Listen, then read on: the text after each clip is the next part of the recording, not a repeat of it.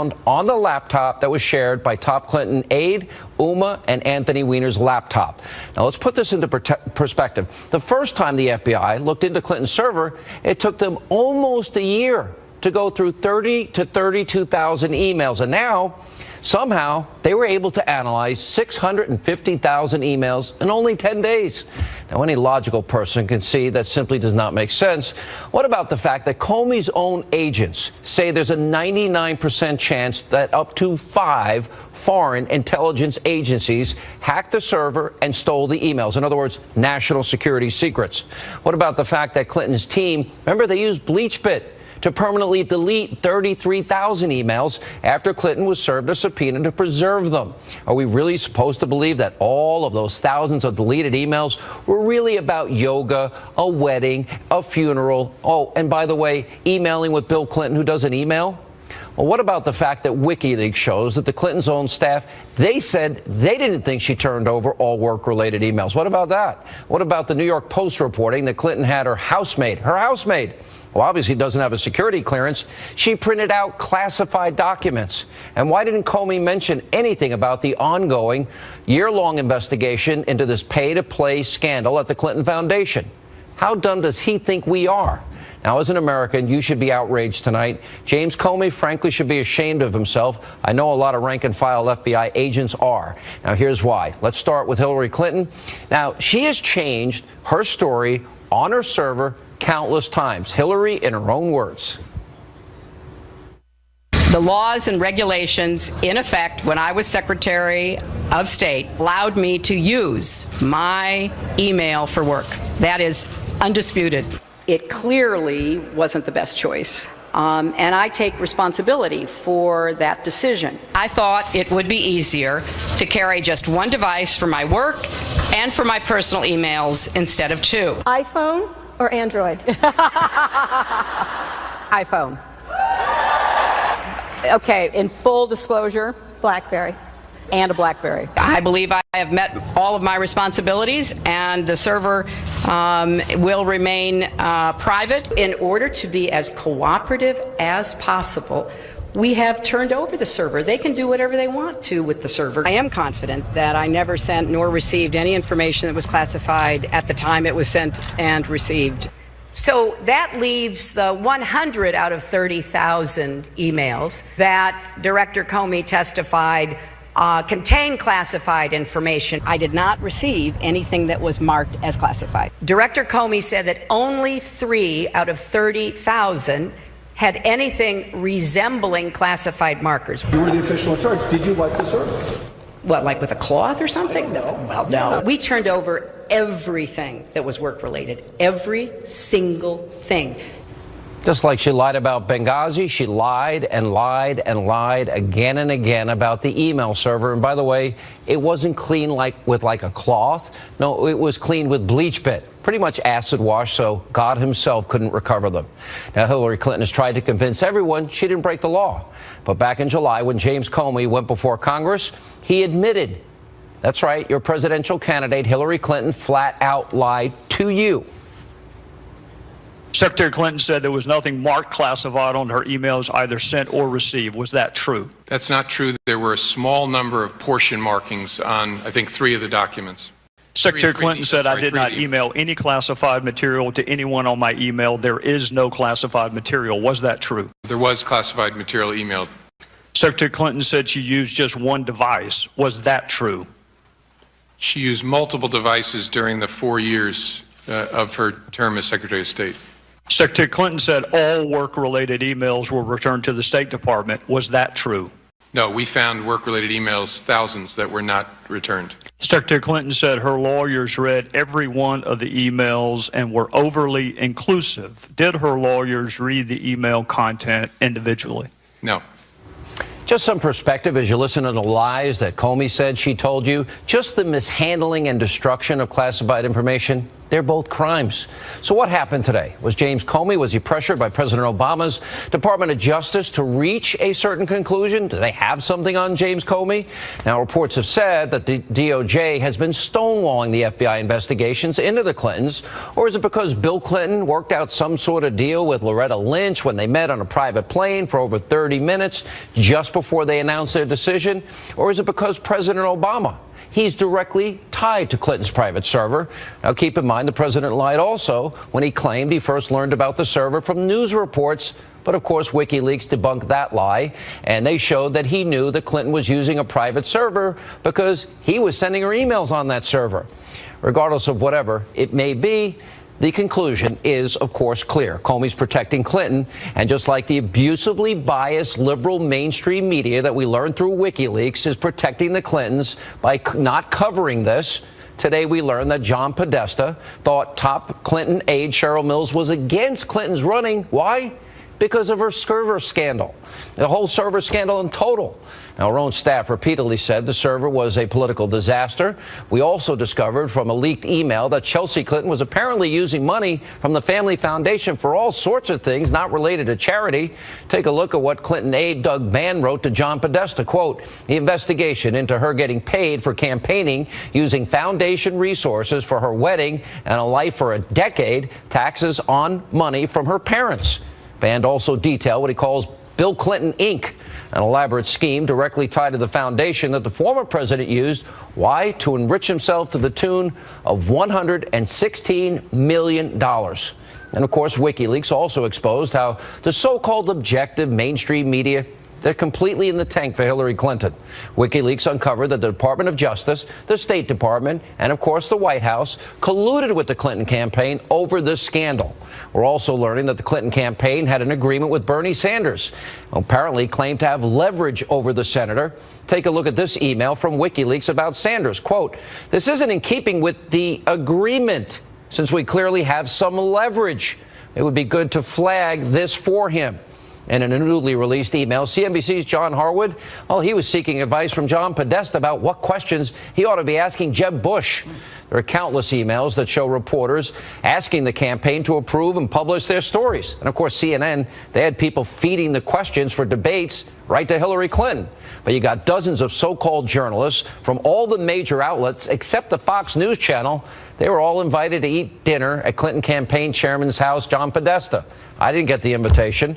Now, I said back in 2008 that in America, journalism is dead. But it's far worse than I thought or anyone could have imagined. There's also an AP report that 55% of non-government people who met with then Secretary of State Hillary Clinton while she was in office either gave money or pledged money to the Clinton Foundation. And we can't forget about the tens of millions of dollars the Clinton Foundation has gladly accepted from countries that treat women, gays and lesbians, Christians and Jews horribly. Let's start with Saudi Arabia there. Anyway, here with reaction, the author of the best-selling book Treason, former Speaker of the House, Newt Gingrich. Mr. Speaker, your reaction to James Comey today and what he has ignored up to this point. And we don't hear a word about pay-to-play or the Clinton Foundation or any of these things. So is the voters supposed to go into the ballot box blind? Look, you know, corruption, once it gets settled in, is like a cancer. It just keeps growing and spreading. So you have the Attorney General meeting, as you pointed out, with the former president in a very private meeting on an airplane in a very suspicious way. The very week that they're going to interview his wife, the interview itself is very weird, done in a way that very few FBI interviews are done. Then you have Comey coming out and saying, well, there's really nothing here. A firestorm blows up. FBI agents all over the place are enraged. It's quite clear that the political part of the Justice Department is sitting on the investigative arm of the FBI. Comey then, for whatever reason, decided that the discovery of 650,000 emails required him to reopen the case, which he had closed, by the way. And this doesn't count secondary cases that are out there that are ongoing already. But what's strange, I mean, yeah, I don't know what's going on in Comey's head, to be honest. It's weird. Nobody believes that the federal government is capable of taking 650,000 emails and reviewing them in 8 days. I mean, look how long it's taken them to review stuff over the last year and a half or 2 years. Yet suddenly, just to fit the Sunday before the election, they rush to judgment again. By the way, on a day when the New York Post is reporting that Hillary Clinton was using her maid to print out classified documents, which in itself is a violation. On a day when we're learning that Chelsea Clinton and her husband were apparently inappropriately using the Clinton Foundation resources, and that's Doug Band who's writing that. That's Clinton's guy who's writing that. I mean, this isn't stuff outsiders are making up. So you have all of these additional pieces of corruption, pieces of dishonesty, pieces of violating the law. And in that setting, Comey decides that 2 days before the election, he should announce what? I mean, that there's nothing in the 650,000 emails? Well, I have a simple test for him. If there's nothing there, release them in the morning. I mean, if there's nothing there, why can't the American people see all of this nothing? Why do we have to rely on the totally flawed judgment of an FBI director who I think, sadly, and I say this sadly, is going to go down in history as the man who broke the prestige of the FBI. Here, think about how profound this is on so many different levels, Mr. Speaker. She erased 33,000 emails. She made the decision to erase them. They wanted nobody to see them so bad. They didn't wipe them with a cloth. They acid washed it with bleach bit and got rid of it so nobody could recover it. Then we know specifically things were done. Again, these were under subpoena. Then we know it was on an unclassified, it was on an unprotected server. Now we're told a 99% chance 5 foreign intelligence agencies, hacked into this. I would assume Russia, probably the Iranians, probably the Chinese. The Romanians seem to be able to hack into things. Did anybody feed it to ISIS? Who else might have access to these emails? But isn't all of this obstruction and then the multiple lies to the American people? Here we are 2 days before Election Day. Can she win? Being a congenital, pathological liar? She can win. Well, I mean, you have most of the elite media desperately trying to prop her up, desperately trying to overstate what Comey said today, desperately hoping they can shove her over the finish line. You have clearly, she's in trouble in Michigan. That's why they're going back there. She's in trouble in Philadelphia and in Pennsylvania. They're underperforming in North Carolina. They're underperforming in Florida. As you know, Nevada may be one of their bright spots. We don't know yet. But Colorado seems to be moving towards powerful. Trump, right? From what I'm seeing in Colorado. I was just in Colorado Thursday. It's clearly moving. Yeah. Yeah, I think Colorado's moving towards Trump. I think, by the way, I'm talking to you from Wisconsin, and I've been talking with people in Wisconsin and Minnesota. They're both moving. I now think Ron Johnson is going to get reelected, maybe by a significant margin, and I think he may actually help Trump carry Wisconsin. And you'll notice that today Paul Ryan was very explicit in condemning the whole Hillary Clinton mess, and in specifically calling 4 votes for Donald Trump and saying everybody should vote for Donald Trump. So there's some coming together here. Between which matters a lot of them to join the party in Wisconsin. All right, but that's a different story for November 9th. I agree. I saw his statement, and I agree. All right, I want to go over the path for Donald Trump to 270. More with Newt Gingrich right after the break, and we are also awaiting Donald Trump. He has a rally in Pennsylvania tonight. We'll bring that to you when he takes the stage. Kellyanne Conway, Rudy Giuliani will be here, and much more of the special Sunday edition tonight of Hannity.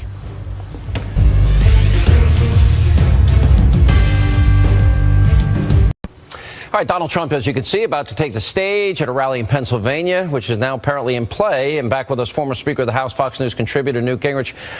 Let's go to 270. Let's say he gets every state that Mitt Romney won. And then let's say he picks up Iowa, holds North Carolina, gets Ohio, gets Florida, maybe picks off Nevada. If he can't, some reports out there, some well-known pollster there says there's no chance. All right, but Colorado may be in play. And then if he gets New Hampshire and Maine's 2nd congressional district, well, if he got Colorado, that's 3 more electoral votes than Nevada, he'd get to 270. And Michigan and Pennsylvania, do you really believe they're in play? Do you really believe potentially Minnesota's in play?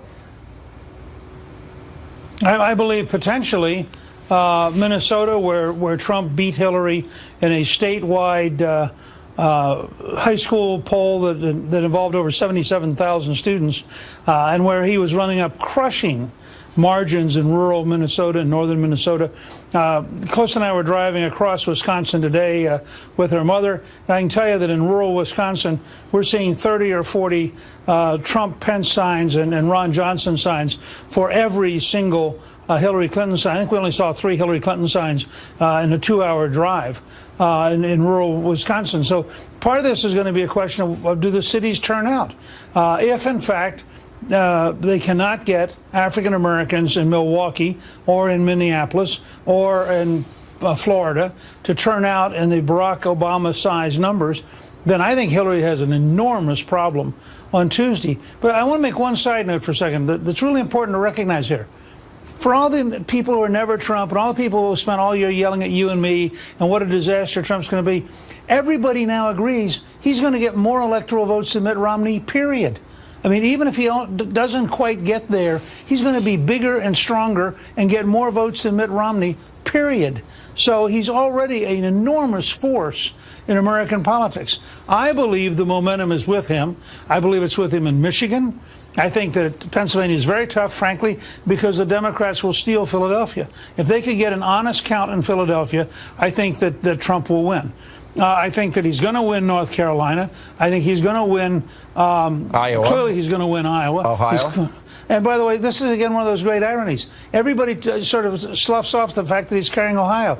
Ohio was at one time the swing state. Now, of course, it's for Trump, so it can't be the swing state, because if it was the swing state and it was for Trump, that would mean he's winning. I'd also point out to you that. Go ahead. You know, I don't want to interrupt you because I got yelled at last week for doing that. But in all seriousness, starting November 9th, win, lose, or draw, we're going to have a narrative about how corrupt this news media industry is. Disgustingly corrupt. And the role that they play in protect. I can't even watch these stupid Sunday shows anymore, or any other cable network, or read any major newspaper, because we now know they're in the tank for Hillary Inc. Yes. All right, Donald. Well, and for left-wing corruption in general. Beyond that, but let me just carry one step further and how this is evolving in the next 48 hours.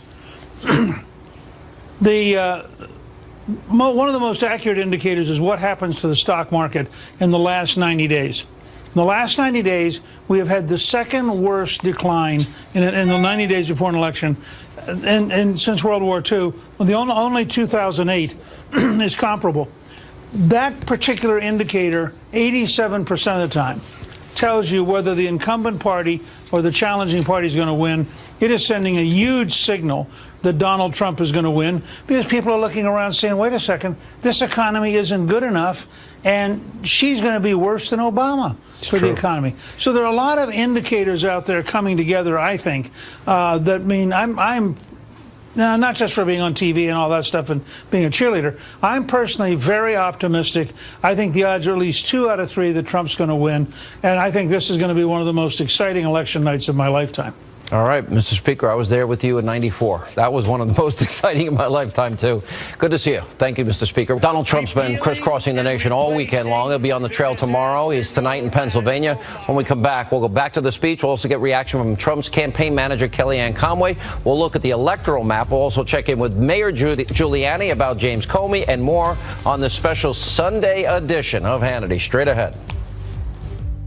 When we win on November 8th, we are going to drain the swamp.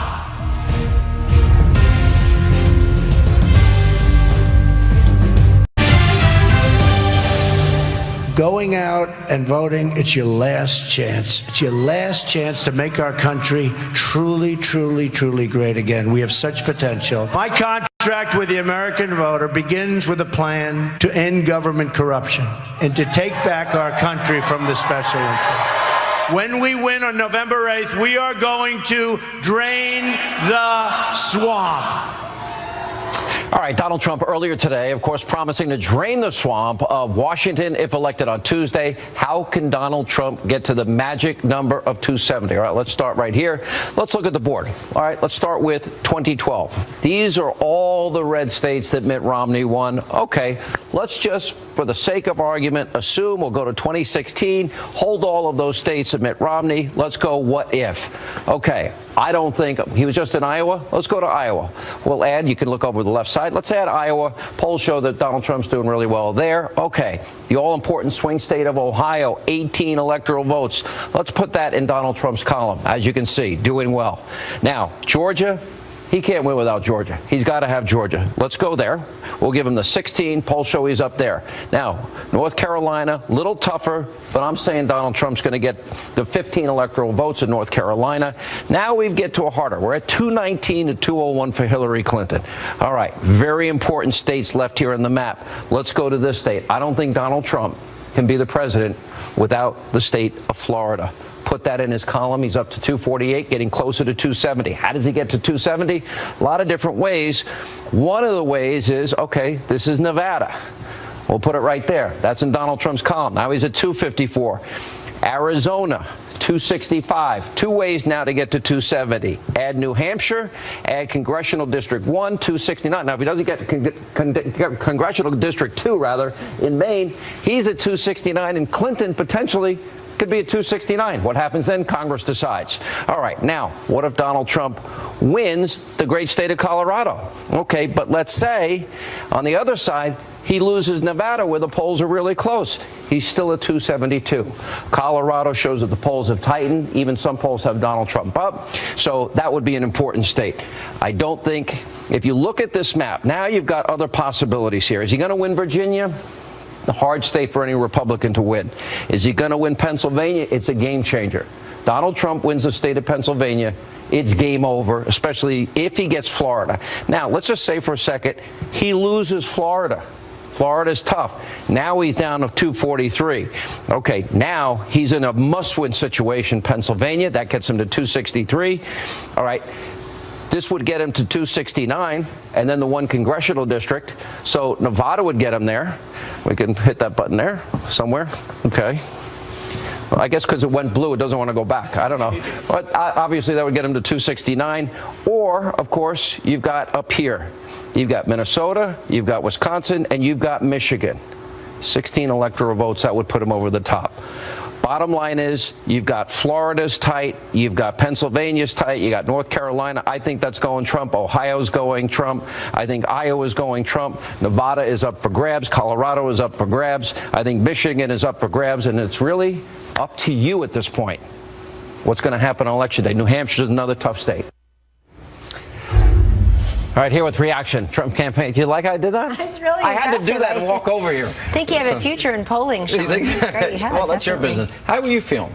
I feel great. And what you just showed demonstrates we probably have about at least 6 routes to 270. That's not always been the case. But momentum, enthusiasm, they sound like intangibles. They're actually very empirically proven, very tangible. You see these crowds. You see people in all these states, including states like New Mexico, Minnesota, thought to be out of reach for a Republican candidate, Sean. And yet he shows up there and the crowds just pour in. In Minnesota today, people were abandoning their cars a mile away from the venue. Wow. We posted, we made the event live. And 18 hours later, we had 21,000 RSVPs for an airplane hangar that holds about 4,500 comfortably. I heard there were more people outside than inside. That's usually like 3 the case. times the amount of people. We like to say, for somebody who doesn't play an instrument or a sport, Donald Trump can really pack him in. But it's a serious point. I mean, you're going through the map, and you are even talking credibly and plausibly about states like Pennsylvania and Michigan and Colorado and New Hampshire. These are states that President Obama carried twice with well over 50% of the vote. Hillary Clinton is nowhere near there. We've been talking for months on this show and elsewhere about her being the 46% gal. She just can never really bust through that ceiling. That has been your argument for a long time. But what's really, Sean, what's going to convince these undecided voters between now and Tuesday that, you know what, it's okay. I know she lies for a living. I know she's corrupt. I don't much like her. I don't want more of the same. I'm a change maker. I want to drain the swamp, but I think I'll vote for Hillary Clinton. It's all incongruous, and I have faith in the American people, their wisdom, their discernment, and their real appetite to go in a new and different direction. I think the best path for Donald Trump, I think he will get Iowa. I think he will. Look, I believe in polls. Nate Silver once tweeted, Hannity doesn't believe in polls. He cited an online poll. No, I believe in numbers. Nate Silver said today that Hillary Clinton is one state away from losing the electoral map. That's a correct. Huge turn of events from somebody who 2 weeks ago said the race is practically over. I do think, look at Matt Bevin just in 2014. It was a 12-point swing. Look at what happened in Brexit. I've given at least 15 examples where the polls can be way off. I don't know if they are or not. They're the numbers that we have. You're the pollster.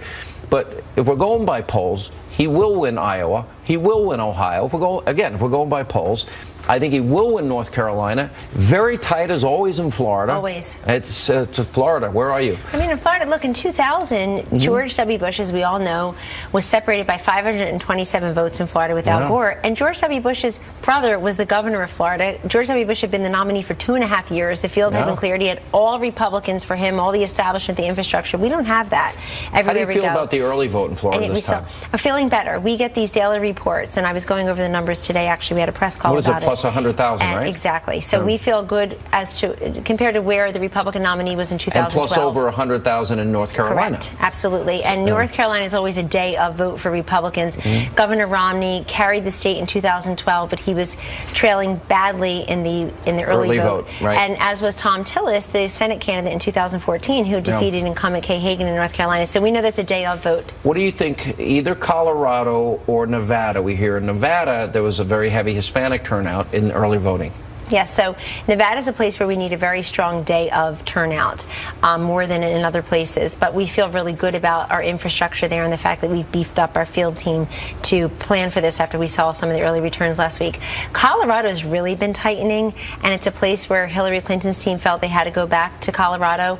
I like the way you swap them out on your board, because for a while our major path included Nevada and not Colorado, but we've had the luxury of late to swap them out. And the fact that we're talking about Michigan, the fact that you're talking in a serious way about Pennsylvania. All right, but is it Pennsylvania is always from a presidential standpoint in my adult life, and that no, not going to happen. Is it different this time? It's different because the candidate is different. The message is about renegotiating bad trade deals, about protecting coal miners and steel workers. Pennsylvania's been hurt so bad. And by the way, just badly. Fracking for Pennsylvania is huge. But I do always worry about what really goes on in Pennsylvania. The Obamacare premiums are through the roof. Yeah. Well, Philly's about 11% of the vote, and then the surrounding suburbs are about another 23%. So you're talking about a third of the state. We've seen some improved numbers among women in those suburbs around the collar counties. Which would be more likely from your perspective, Pennsylvania or Michigan? We're going for both. We're actually competing very heavily in both. We're putting our two major assets, Governor Pence and Mr. Trump, in both states. What do you put the odds at, Donald? What do you put the odds on Tuesday night?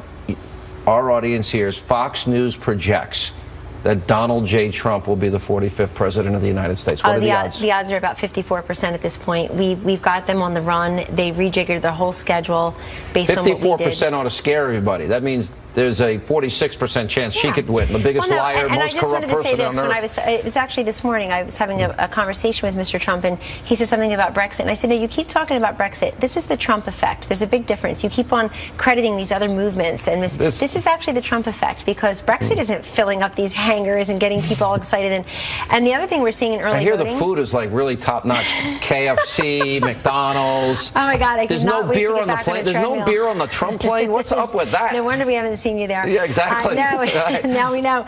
But seriously speaking, the Trump effect, I've been talking about the undercover Trump voter for months, but people say it's shy, it's hidden, they don't want to admit. They're misunderstanding what I mean. Undercover are all these people who say to themselves, I have an excuse to vote against her, I need a reason to vote for him. They have the reason now. They like the 100-day plan, they like the repealing, replacing Obamacare, they love defeating radical Islam. I like what he offered, a new deal for Black America. Yeah, it's all of that, but really, Sean, in the end, are people going to cast a vote for somebody who's never done this before? That's really the undercover Trump vote. And are people going to go against their own either partisan predilections or their past voting behavior? And you see a lot of that. I mean, when Hillary Clinton promised to put the coal industry out of work, that message, it was supposed to be about West Virginia, but it traveled across to Ohio, Pennsylvania, Michigan, Wisconsin out. I've got to also credit our running mate, Governor Pence. He's the governor of Indiana. He helps a great deal with the upper Midwest states where we're now competitive. All right, it's going to be a busy night. See you on Great to Victory see you. Night. Thank All you. right. And coming up, former New York City Mayor Rudy Giuliani responds to the news today about James Comey. Also, Sheriff David Clark, Judge Jeanine Pirro, all here on the special edition of Hannity. It's a great job. Now it's up to the American people to deliver justice at the ballot box on November 8th.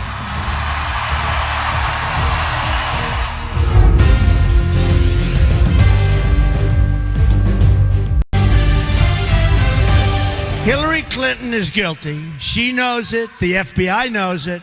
The people know it. And now it's up to the American people to deliver justice at the ballot box on November 8th. Unbelievable what she gets away with. Donald Trump earlier tonight in Michigan attacking Hillary Clinton over this corrupt email server scandal. Here with reaction, former New York City Mayor Rudy Giuliani. Mr. Giuliani, Mr. Mayor, I want your reaction. Can anybody understand James Comey? Because mishandling classified information is a crime. He admitted she lied repeatedly. Having your maid print out classified information, isn't that a crime? Well, of course it is, Sean. You know, way back in July when we discussed it, I thought Jim Comey reached by far the wrong decision. There was overwhelming evidence that she violated the law. Now, since then, we have this additional evidence that she was giving classified material to her maid who was printing it out for her. And the way it's described in the WikiLeaks email, it was done routinely. Routinely. So if she was completely reckless back in July, this addition of her maid handling classified top secret material routinely makes her beyond recklessly careless. It puts her in the category of intentional crime. Also today, two other major revelations took place that have been buried. Apparently, according to Doug Band, money was used from the Clinton Foundation to pay for the Chelsea Clinton wedding and to pay for a decade of life for them. And then there was a cautionary email sent saying that Chelsea better stop talking about this. And beyond that, there's another email that points out that Chelsea's husband, with Chelsea's help, was going to foundation donors and raising money for his hedge fund. My goodness, I prosecuted major Wall Street stock fraud cases. What is the average American to think when, the FBI... As racketeering cases. I never had evidence like this. In other words, I would have won the cases in 2 weeks instead of 6 if I had evidence like this. So we have a two-tier justice system. We have or is the FBI saying it's okay to use BleachBit now to delete subpoenaed emails? Is that not? What if I do that? What if you do that? Or to allow maids to send out classified information who do not have top security clearances. There is a sailor who is sitting in prison because he took 2 or 3 pictures on a submarine. Christian Saucier is his name. We're supposed to be a country of justice. Look, using foundation money for their daughter's wedding when they are multimillionaires says to me, once a crook, always a crook. They go back to Arkansas where they were small crooks. Why hasn't Comey well, first of all, we have other FBI agents saying that 5 foreign intelligence agencies, 99% certainty, they've got everything. So she did corrupt our emails. She put it on a server that wasn't secure in the closet of a bathroom of a mom and pop shop. It was hacked into. 5 foreign intelligence agencies get it. Why doesn't he say anything about the Clinton Foundation? Why won't even acknowledge an investigation's ongoing? And did they interview Marina Santos, the maid? Yeah. As far as I can tell, they never interviewed her. That would be incompetence. That would be breach of any kind of protocol you would have in the FBI. According to these emails, she routinely was using classified information and sending it along to Hillary Clinton. That is a direct violation of at least 4 federal statutes that you and I started talking about a year ago. I never knew the evidence was as strong as this. And then if you think about the fact there are a lot of people out there who spend a lot of money on their daughter's wedding, and it comes out of their pocket, and it's hard-earned cash. And these people who are multimillionaires were taking money out of the Clinton Foundation that supposedly is supposed to help poor people, and they were paying for their daughter's wedding and for a decade of her life. Come on. Are they crooks? Who's going to win, Mr. Mayor? We got to roll. And they have been since Arkansas, and the liberal press has allowed them to get away with it. And I don't think the American people are going to want to have the Clinton Inc. massive criminal conspiracy in the White House. Are you confident Donald Trump wins on Tuesday night? I am confident in the wisdom of the American people in wanting to have a man who wants to drain the swamp in Washington, I love wants that to phrase. clean this out, and wants to make rules that would prohibit all of this. All right, Mr. Mayor, thank you for being with us as always. We appreciate it. Coming up, Donald Trump campaigning today in 5 different states. Coming up next, Sheriff David Clark, Judge Jeanine Pirro. They're here with their reaction and Tuesday predictions on this special edition of Hannity.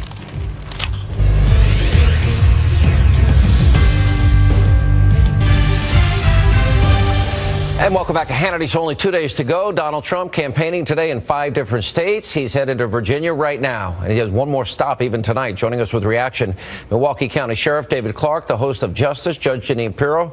Sheriff, where do you see it now? I still see the wind at Donald Trump's back. Look, I've been in 7 different cities in 5 different states over the last 3 or 4 days on behalf of Donald Trump, and I'm seeing a very energized and motivated electorate. They can't wait. Many of them have already taken advantage of early voting, but they can't wait, those that haven't, to cast their ballot for Donald Trump. All Donald Trump has to do right now is close the deal with the American people. They want to vote for him. Look, I haven't seen somebody work this hard for president in the last 25 to 30 years. He's out hustling Mrs. Bill Clinton right now, and I still believe that he's going to be the 45th president of the United States based on the energy and the motivation of his electorate, and that's what you need at election time. What do you feel, Judge? You know, I think that Donald Trump has hit at issues that politicians haven't talked about, whether it's immigration, the refugees. People believe that he can deliver jobs. And I think that as long as Donald stays on message for the next 48 hours, I think that people understand. You mean not go on Twitter in the next 48 hours? Yeah, as long as they take that BlackBerry or that iPhone away from him. Look, I agree with Sheriff Clark. I think that Donald Trump has hit a note with the American public all over this country. What do you make of what happened today with James Comey? You know what? I don't think people care about that anymore. I think people think Washington is corrupt. They've had it with Washington. He says yes, he says no, he says maybe, he says reckless, he says there's prima facie case, maybe there isn't, maybe there. Nobody cares anymore. Everyone has made up their mind. We do know she's a liar. We know she's corrupt, and she knows she's self-enriching. You know what we know even more than that? We know she broke the law. A pervert has our classified information on his laptop, and who else has it? We don't know. But I don't have time for that. What I do have time for. 5 foreign national intelligence agencies hacked that email, 99%. Well, there's no question about that, but let me ask you this. If WikiLeaks... you take over the show. Welcome to Justice with Judge Jeanine. You go ahead, take over. But if WikiLeaks... I'm a potted plant here. Why do I ask your own question and answer it? I'll be quiet now. No, I'm kidding. You want to know? Okay, if WikiLeaks can get all of the White House, everybody, all of the senators, Secretary of State, you know that WikiLeaks has our classified information too. And so do the Russians, and so do the Iranians, and so do the Chinese. You know, I know you work in the rule of law, Sheriff, and it's clear what she did, having a server mishandled, deleting, obstructing, all of this is a crime. Would I not be in jail today? Would Judge Jeanine not be in jail today? Yeah. Would you, Sheriff, not be in jail today? We don't have a system of law any longer. Our justice system is now falling apart. I have no faith, none, in our Department of Justice, and I'm sorry to say, no faith in James Comey. None. And I have faith in the FBI. I have faith in the rank and file. Rank and file told us the truth. Something is going on that we won't find out about for a long time. Well, not only would we be in jail, Sean, we'd be under the jail. But look, James Comey has turned the FBI into a modern-day version of Keystone Cops. He has tarnished the reputation of that organization. He should resign immediately over the bungling of this case. And if he does not resign, and when Donald Trump becomes president, I think Mr. Trump should add that to his first 100 days. is to fire James Comey so that the FBI can regain their image. There's enough we know that Hillary did to indict her. True or false? True. Oh, true, without a doubt. Overwhelming evidence that a prosecutor, any competent prosecutor, could take this case to trial and win with. You could indict her and you could convict her. Final predictions. Who's going to win the election, Judge? Donald Trump. Who's going to win, Sheriff? Donald Trump. What are the odds, Judge? A little more than 50. What are the odds, Sheriff? A little more than 50-50. All right. This is the first time in my adult life I don't have a feel. You don't? I don't have a pulse. It's weird. It's different than any other election. All right, guys. Cautiously I'm hopeful. I agree, optimistic, Sean, 50-50. I really am. Straight ahead. More Hannity. All right, welcome back to Hannity. Unfortunately, that's all the time we have left this evening. We'll see you back here for our final show before the election. That's tomorrow night, 10 Eastern. Newt Gingrich, Laura Ingraham.